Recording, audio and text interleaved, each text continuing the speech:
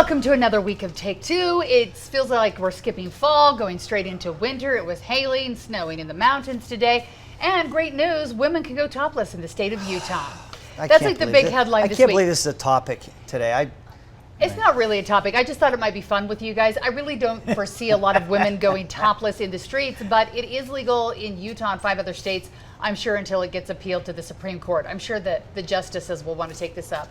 What do you have to say for us? I just see no win for me on this topic, so I'm going to say empathy, you can have an opinion. All right. And by empathy, you cannot. You cannot. And I will not. So that's where I'm at. That's where I'm going to be on this. I see no way through this topic where I can come out okay. So I'm out. There have been a lot of men sharing this online. So I don't know what they think is going to happen. Like, people are just going to go out, start walking nude in the streets, but it would have to be equally, like, it can be the hot ones and the not hot ones. You can decide which ones. So it can be everyone, but I just don't foresee it happening.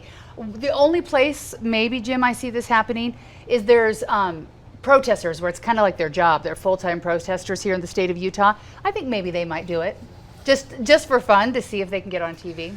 Look, what's the big deal? I mean, I just don't. I mean, I'm sympathetic. We have laws, and they should not be gender-based. And so maybe the legislature, in their infinite wisdom, they will pass a law that prohibits men from showing their areolas. And we will. That's worse than nipples. Just say, like. No, I'm going by the law. This is why there's no winning in this topic. I mean, we'll see men on the beach with little twizzly things. You know, and you have no empathy here. I'm just going to say, it's going to get awkward. It is going to be awkward. It's just going to be awkward. I just don't want to feel awkward. I don't know. I don't know what the kids are doing whole nowadays. Just keep your shirts on, everybody. The whole world ought to revolve around what makes else? Greg awkward. Can we just find some topics that might not be so? I don't know. I don't get it. I just don't get it. Let's talk climate change, because today is a big day where there are a lot of people out marching in the streets, asking for people to pay attention, students asking that there be something done on climate change. Utah is the worst. Whoa, you came out fully loaded. We are a disgrace. Greg and the governor have set up commissions and legislative committees and inquiries on 1,000 million things, but never once have they had a serious, even a committee meeting. Not one in the history of the legislature. And we've never had a serious commission look at what is climate change, how's it going to affect Utah, how's it going to affect Logan, certainly going to be different than St. George. We don't want to know, because there's a small group of little wacky Republicans that sit right here for all those elected officials, and they say, don't talk climate change, it's wrong, it's wrong. And the legislature and this gutless governor simply go like this. We're not talking about it. It's not there. So when you were a senator of the great state of Utah, did you put any bills forward or ask that this be debated? I bloviated it more than you can imagine. Did you bloviate, or did you put it on paper so there could be an honest discussion? I had 2 bills. I love this line of questioning. This is beautiful. I had 2 bills. One was to participate in a study on the future of the Colorado River, which is so important to the state of Utah. And several other states were doing it. The snowfall isn't there. We're in danger of running out of water. What is the future of it? You know what? I couldn't get it out of committee. Senator Dayton said, no, we're not going to talk about this, because they didn't want to know the answer. I was there. I sat through 6 years of this craziness. One other thing on this. What are you personally doing? Before we move on to Greg, because I'll let him defend himself, do you do anything at home to make a difference? So you couldn't make the legislature do it. Do you take shorter showers? Do you walk places instead of drive? Instead of taking a jet plane, do you I do walk? Long showers. You do long in showers? Cold water. You're part of the problem.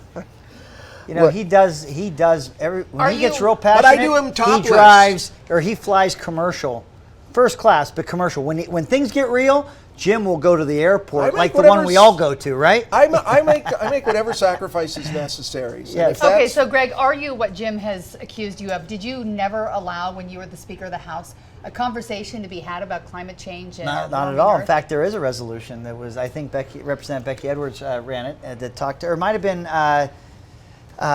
Ray Ward. It was Becky. It was Becky. So there was a conversation. resolution. Look, here's the real issue. Sometimes we call it the clean air Clean air has everything to do with climate. Our Clean Air Caucus was and still is a bipartisan group of Republicans and Democrats, senators, representatives. There are a suite of bills that would look to improve air quality. How could we take finite dollars and leverage them to really clean up the air as much as we can? And so, you have seen efforts and bills passed on that front. You've seen Tier 3 fuel. It doesn't get enough credit, but if Tier 3 fuel, which we incentivize, there's an EPA national requirement for the Tesoros and the Chevrons to produce a cleaner gasoline. We gave additional incentives for the refineries in our state to refine it here. Our brand new cars emit the least amount of pollution because they're Tier 3 automobiles. 60% of the emissions from tailpipes can be reduced when you have a Tier 3 automobile, which are the newer ones in the last 5 years, and then the Tier 3 fuel. Those are things that we've done. Those are strategic, not tax credits or incentives to make sure that the refineries are doing the things they already have to do nationally, but do it here. And so we are moving the needle. There's more to do, certainly. We can do better. But the premise that nothing has ever been done at all, there are no crickets. Okay, there should be no all or nothing. No, this really is a nothing. Utah has a law that says we cannot have anything higher than the lowest requirement of the EPA in Washington. And on this Tier 3, please, Greg. You don't like it? California, what happened is the EPA said to all these refiners, including ours, 70% of your output has to be Tier 3. California said to the refiners, screw you. We're going to make our regulations so tough, you're going to be part of that 70%. What did Utah do? They pulled out the checkbook. And do you know what the first check they were going to write was for? $56 million. I went to Senator Adams. I said, are you out of your mind? $56 million you're going to give to the refineries, to Chevron? From our money that ought to be going to our school kids and others? We got it down to $2.5 million, but even then, there's no guarantee that they're going to take it. So what the Republican way to solve all this is just write big checks to refiners. No. It's an incentive program. Look, and it's working. And what was incentivizing? So you had to change your refineries. The way you would have to they'd have to be clean. Change to be able to refine the Tier 3 fuel was a repurposing of, or there was dollars that were going to have to be committed to those refineries so they could refine the cleaner fuel. You can do it like California does, where you can mandate it. They're a little bigger than us. They hold a bigger economic sway to maybe those refineries. Yeah. Utah does not have that kind of power in terms of population or economic base, and so incentivizing them through a carrot instead of a stick, it is. If Jim wants to call it the Republican way, I think that's the way to get good practice on the ground. Is bribing Chevron. It's not. It's look. You're going to invest there somewhere. We're going to make it most feasible to invest in those new refineries, or the way they have to be upgraded here in Utah, not somewhere else. Undoubtedly, I think the legislature needs to do more. But I think all of us listening and here, it's each one of us and how we change our lives and things we do differently. So actually, we can all make difference. If you were a vegan like me, we would save the earth. Are you a vegan? Really? I am, yeah. See all those cows and their output into the earth? Carnivore. Heart spaz gas. Yeah. If you would if you would at least get rid of meat like a couple days a week. That sounds. I I gotta have a quality of life somewhere, Heidi. I put this cool thing on my water heater at home. Okay. So like rather than have a giant tank, this has a heater with natural gas that turns on only when there is no tank anymore. So all that happens is it just turns on when you turn on the water, and it heats whatever you have. So you're not 24 hours a day heating water, which just seems like a no-brainer. It is awesome. It just costs money, which is an issue. Like, I know my husband drives a 2001 Durango and probably isn't the best for the environment, but I also know it costs $56,000 to buy a new one. So it's not as easy as just waving a magic wand and saying $6,000 for a new SUV. They're not cheap. 40s, 50s, 60s. Am I wrong? They're expensive. I haven't gone shopping for a while because I just try to avoid it. Look, even our building standards. There was a time where the furnaces were probably not very efficient, and they went to 80% efficiency furnaces, and now you couldn't find a home that doesn't have 80%. Now they're raising that bar to make them more efficient even than that. So you're going to see that happen over time. I think we're getting better at those things. Look at our lights. You can do LED lights now that don't require near as much power, they stay on for years. Oh, that's what they The claim. Mine still cost- burn out. The cost is not Yeah. prohibitive like it used to be. They don't flicker or have a strange hue when they turn on now. Yeah. They're very much like, and so as that technology improves, there are smart ways that save money as well as conserve energy that we have as choices as consumers, and I think we're taking them. 2 years ago, Greg, I remember so distinctly in a committee hearing, because as usual, I Take was us the back with only you. person on there. And there was a bill that You were the would only have- person in the committee? that was sensible. The rest were Republicans.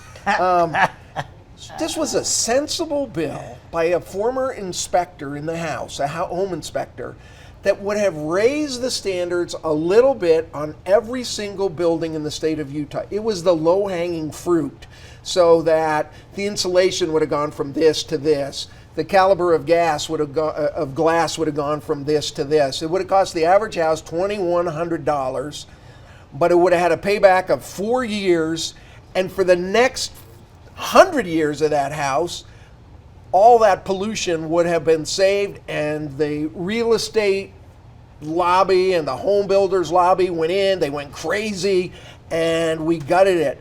Until we come to that compromise and begin to say the environment counts, we need to actually do things and stop listening to all of these funders like the real estate guys and the home builders and the rest that are selfish piggies that only think about themselves and their own little interests. We're not going to solve this Jim, problem. I think you would be surprised. I'm guessing it might have something outside- to do with how much people spend on their houses. This is what I was too, at going to the same say. time. I think you'd be surprised outside of maybe the constituency in which you represented, $2,100 per household would be prohibitive. And it would be probably not the way you've described it politically, but even grassroots and constituents wouldn't want to see the $2,100. It's too bad, even if they want it or they don't. We're going to save the planet or we're not.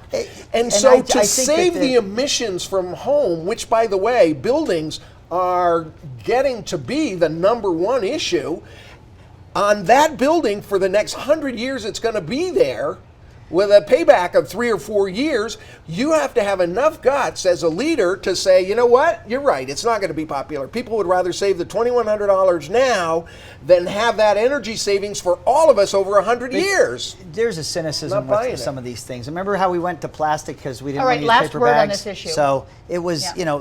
we see trends sometimes where in our best intentions to be more environmentally responsible, time plays out. Next thing you know, the plastic bags weren't better than the paper bags. So I think that there's a cynicism, or maybe people have politicized the issue of good stewardship of our environment on both sides. And so I think that even the $2,100, people would question whether they were really going to save the planet for that dollar amount to have to pay it. Yeah, we all need to work towards it. Let's do it. Let's come up with a big fund for everyone's $2,100. Look at that, something I we can couldn't- agree on, Greg. Yes, isn't that You guys beautiful? agreed? I don't know if you guys agreed. No, Did we you? didn't, but Okay. to make you I feel tried better. to. All right, the DMV, we're going to move through this one quickly. We've talked about it before, but they've been giving access of the photos that we all have on our driver's license. They can be scanned and checked for criminal activity. I think we did a story this week where DPS said they were able to figure out who somebody was. There was a body found on the side of the road. Are we okay with this, Greg, that DPS is now admitting that the state does use our driver's licenses and they do scan our faces, which I think a lot of people assumed, and rightly so, that they weren't being scanned? Is it okay that they're using these for investigative purposes, or is this a breach of trust where they're using our faces in a way that we never said was okay? We've talked about this broadly with technology and how technology is changing so quickly. And so where those boundaries used to be versus where they are today, I think the world is changing. I think our phones recognize our face just to simply turn on the newer versions. So I think that we've allowed this even in the free market side to the point where I don't know what we're arguing about. But I do care about privacy, and I think if there is a worry that access to driver's license information is a step too far, I'm okay. That resonates with me. But it's strange because when we talk about immigration or we talk about law enforcement or ICE, that's one thing. But then you get political parties that want full access to driver's license information, for voter information, to know who to target, know how to campaign, and it seems like that seems to be all right. I mean, we got to pick a path. Are we going to allow for this data mining to occur or not? And I don't know that it occurs under one banner versus the other. I think we either have to protect privacy and create some firewalls, or understand that this is information that can help, law enforcement or voter participation or whatever we want to say, but let's not pick it that we want privacy here, but not over here. Let's just pick a path. And I do privacy still resonates with me. So when you say voter participation, what's going to change there that they're going to have your information? So I think the thing that is most concerning are the date of births, because there's identity theft is the part that you really don't want to see happen. And the more you know about someone, their address, but once you get into date of birth and you know their age, that is where I'm told identity theft starts to really thrive in terms of that information. When political parties are looking for voter information, the age and demographics of voters are very important. So they want the access. And what you find, though, are that states that have voter information that access people's date of birth, it does open that door for it to be abused and for identity theft to occur. And so those are the things. You want to hide Social Security numbers, obviously, but I even think date of birth is something that gets a little too personal, where in today's technology, it can be manipulated for criminal purposes. Can you agree with Greg on this one, or are we on totally different pages? One of the great joys of life is Sunday morning, getting the New York Times, getting the fingers? Print on my fingers, sipping the coffee. Do you and recycle going your newspaper through after it. you read it? We're going back to our last topic. My dog uses it. So this summer I am reading through, and there was a story about 2 states, Vermont and Utah. Correct. That were taking the full bore of driver's license information, the photo and every bit of information that they collect, and at whim turning it over to the FBI and to ICE. Whim? Well, apparently, and the information had been received by Georgetown Law School, that under a Freedom of Information Act got all this data and information, and Utah was right there. Well, apparently I wasn't the only person that read it, because within 2 or 3 days, there was the governor and there were the leaders, Republicans and Democrats, standing up there as the governor said, "We've looked into this in the New York Times, and Georgetown is wrong. We're right." Well, what kind of an investigation did they do in 2 days? And they said, "We've only had 34 cases." Well, it turns out they were lying. All of them were lying. They didn't do an investigation. It turns out Were they lying, or did they just not have the information? Well, they were prevaricating. They didn't say, "You know what, we don't know. We've only had 2 days to look at this." They misled the people of the state of Utah, because now they've come back under some pressure and said, well, there's 3,400 times at least that they've acted upon it, and millions of times the federal authorities had access to it. And you know what? Where's the legislature? Can't they have one hearing where they actually sit down and probe the administration and do their job and find out who's lying and who's getting information? It's on every Utah. They turn it over to the feds whenever they feel like it. And then the part that kills me the most, Utah made a sacred agreement with a group of people in our state. Greg should be proud. He was part of this in the Utah Compact, where we said, all right, we're going to give you driver's privilege cards. They're not driver's licenses, but it will allow you. Those son of a bitches are taking that information and turning it over to ICE. That is a basic... To edit this show for the broadcast, Jim. You just blew this whole topic. That is such a horrendous debasing of the trust created that I don't know how the state is ever going to get it back. They shouldn't have done that. Somebody ought to be fired, and somebody at least ought to be asking the questions, how far did it go? And there should be a report that thick, not 2 paragraphs of CYA, see, I was self-censoring there, by the whole legislature and the governor, who go, oh no, everything is fine, look away, look away, look away once again. It is an issue we're talking about. I know Brian Malahy did a story this week. He was talking to the ACLU, he was talking to law enforcement. So it's something we'll stay on top of, but I think there's definitely questions, and I think it is like a frog in boiling water, where we sort of gotten to the point where it matters, but we sort of shrug our shoulders because we're like, doesn't everyone scan us at this point? So it does matter. We're going to keep our eyes on that one. Speaking of the legislature, they were busy this week doing a few things. We want to talk first, though. A lot of people are like, why the heck did the state pay our taxpayer money, $1.5 million, to John Swallow, whom we paid, I think the state paid out $3-4 million just in one piece of that investigation to investigate whether there was wrongdoing or not. Was it okay that we paid out $1.5 million to someone that obviously was acquitted in court, but there were issues? It didn't. So I'm glad this topic came up because I think there's some information that ought to be shared more broadly.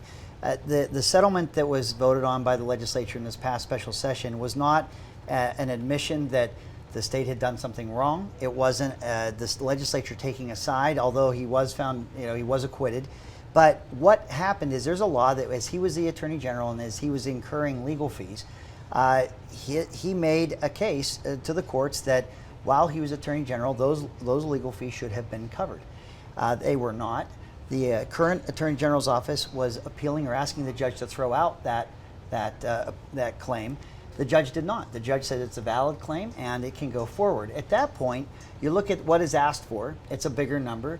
You can settle for in terms of the taxpayers and how much they would ultimately pay, and look for a number that would be smaller than maybe what John Swallow was pursuing, and come up with a settlement.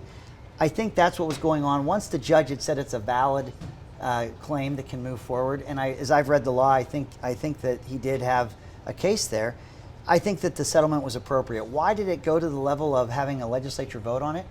We had decided a while ago that large state settlements ought to go through the scrutiny and understanding of our legislative body and be voted on proactively. So once you get up to a higher dollar amount, that's where we want to see a very public process and a public vote. But you fast forward, it looks like we're picking sides and we're trying to send someone, resources or money. It wasn't the Republican legislature saying our Republican Attorney General, you're fine, take the money and run. No, it was a settlement amount on a legal issue that we looked at, or they looked at.